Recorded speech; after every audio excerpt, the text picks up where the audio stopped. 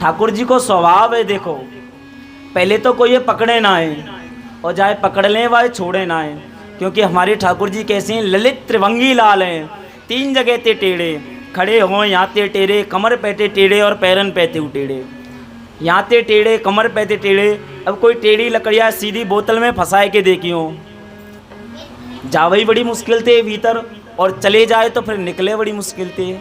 ऐसे हमारे कन्हैया हैं, चित्त में एक तो चले ना आए, चित्त में उतरे ना आए, और जाके चित्त में उतर जाए भाई छूटे ही ना है, बाकी चित्त में ते ना छूटे। एक बार एक गोपी है का यमुना जी के किनारे खड़ी है के यमुना मैया ते प्रार्थना कर रही, अरे यमुना मैया तेने कैसो ठाकुर जी को बिरह मोकू दियो, कैसो ध्यान दियो, या ठाकुर जी मेरे चित्त ते निकाल दे। नारद जी खड़े हैं कि सुन रहे, बोले सब ठाकुर जी भजबे को योग करे, जब करें तब करें, ये कैसी ब्रज की गोपी है, ये तो है का ठाकुर जी अपने हृदय ते निकारवे की कह रही है। नारद जी ने आए के पूछी, अरे गोपी तू पागल हो गई है क्या?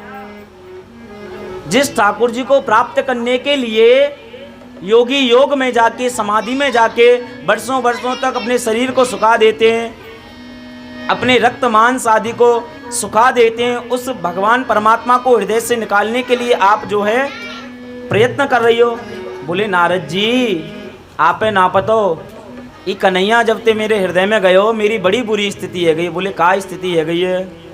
बोले का बताऊं नारद जी, मैं है का दूध दोहबे को जाऊं तो मुझे लगे कि कन्हैया मेरे पास ही बैठो है, और मैं दूध धोती धोती मुझे लगे कन्हैया बैठो है, थोड़ा दूध निकाल रही हूँ, थोड़ा सा दूध कन्हैया को पिवा दूँ, और ऐसे करके जब कन्हैया को दूध लगाऊं तो दूध बाहर फैल जाए। मेरी सास आवे, बोले अरे अंधी है गई है का, तो ये दिखे ना ये दूध है बिना मतलब में फैलाए हुए लग रही है।